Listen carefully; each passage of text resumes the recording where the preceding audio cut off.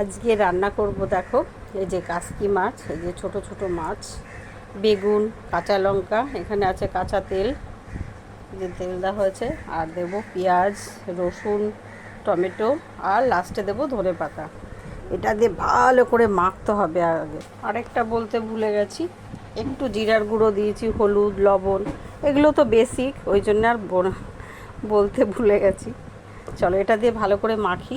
মাখার পরে এই পজিশান হয়েছে, এবার লাস্টে ধনেপাতাটা কুচিয়ে দেব।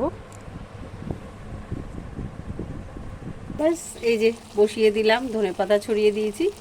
এবার 10 মিনিট পরে খুলে দেখব। হাত ধুয়ে একটু জাস্ট জলটা দিতে হবে, হাত ধুয়ে।